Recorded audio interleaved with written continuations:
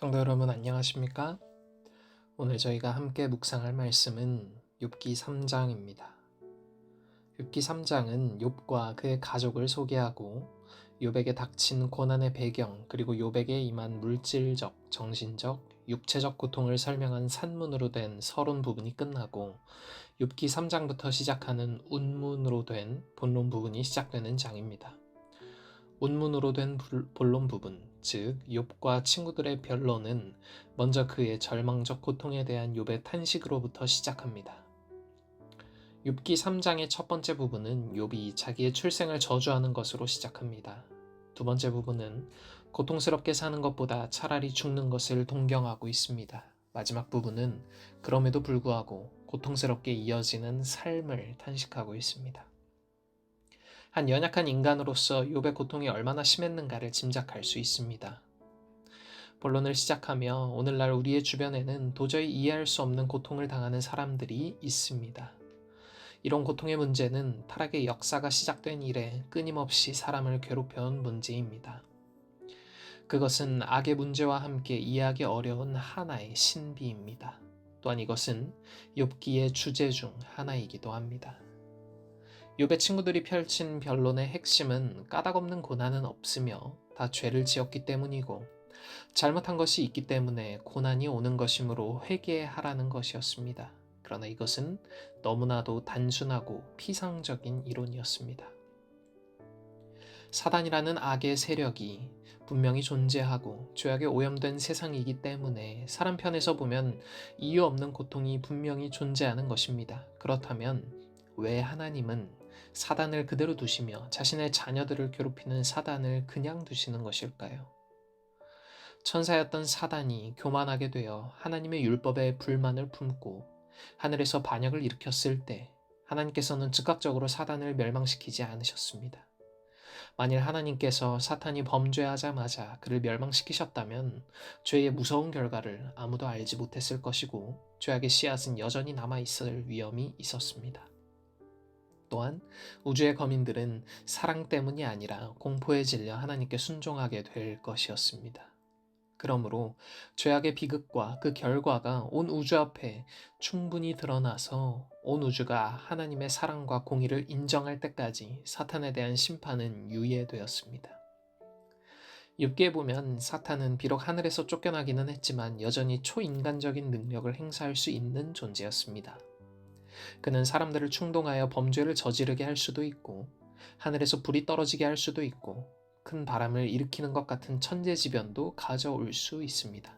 그러나 하나님이 금하시면 그는 아무것도 할 수 없습니다. 그렇지 않다면 그는 벌써 지구를 멸망시켰을 것입니다. 사탄은 또한 자신도 피조물이기 때문에 창조는 하지 못합니다. 사람과 마찬가지로 개미 한 마리, 풀 한 포기도 만들 수 없습니다. 그것이 사단의 한계입니다. 이 말을 다시 말하자면 우리가 하나님의 편에 굳게 서서 사탄을 대적한다면 사탄은 우리의 의지를 거슬러 아무것도 할 수 없다는 말이기도 합니다. 이러한 배경 속에서 깊은 고난을 겪은 욥은 자기의 생일을 저주하고 차라리 태어나지 않았으면 좋겠다고 생각합니다. 하지만 그리스도인으로서 이는 올바른 태도는 아니었습니다. 하지만 우리는 이 모습을 보며 욥을 깊이 동정하게 됩니다. 여기서 생일을 저주하는 것은 부모나 하나님께 대한 원망이라기보다는 극심한 고통을 표현하는 하나의 관습으로 보여집니다. 예레미야도 어려운 지경에 처하자 생일을 저주한 일이 있습니다.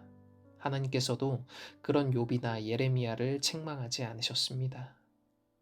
욥기를 읽으면서 우리가 감탄하는 것은 욥이 절망도 하고 원망도 하고 불평도 하지만 하나님께 대한 절대적인 신뢰와 믿음의 밧줄을 놓는 일은 단 한 번도 없었다는 것입니다. 사랑하는 성도 여러분, 평온도 없고 안일도 없고 휴식도 없고 다만 불안만이 있다는 욥의 탄식은 죄악 세상을 살아가는 삶의 고통을 여실히 표현하고 있습니다. 나는 지금 평안하고 행복하다고 말하는 삶도 있겠지만 그 최고의 행복이라는 것도 사고 소식을 전하는 전화 한 통이면 산산조각이 나는 허무한 것임을 우리는 알고 있습니다. 그러나 우리가 예수님을 영접하고 하나님의 자녀가 되는 순간 모든 것은 달라집니다. 현재의 고난이 아무리 극심하다 할지라도 장차 우리에게 나타날 영광과 비교할 수 없기 때문임을 우리는 알고 있습니다. 오늘 이 묵상과 말씀을 통해 다시 한번 우리와 하나님 간의 개인적인 영적 관계를 되짚어 보시길 기도합니다.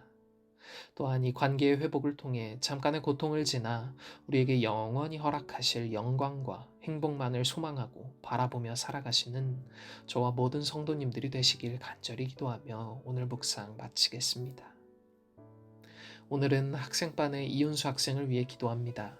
하늘에 계신 하나님 아버지, 오늘 저희에게 새로운 하루와 안식일을 준비하는 시간을 허락하여 주심에 감사드립니다. 하나님, 오늘은 학생반의 이은수 학생을 위해 기도합니다. 교회 다양한 분야에서 봉사하며 하나님과의 관계에 대해 생각하는 이은수 학생에게 함께하여 주셔서 늘 주님과 동행하는 삶을 살아갈 수 있도록 하여 주시고, 이 귀한 시기를 살아가며 무엇보다 신앙을 놓지 않고 하나님 안에서 살아가는 귀한 경험을 할 수 있도록 하여 주시옵소서. 저희가 언제나 하나님과 동행하는 삶 살아갈 수 있도록 하여 주시길 저희를 죄에서 구원하신 예수 그리스도의 이름으로 간절히 기도드립니다. 아멘.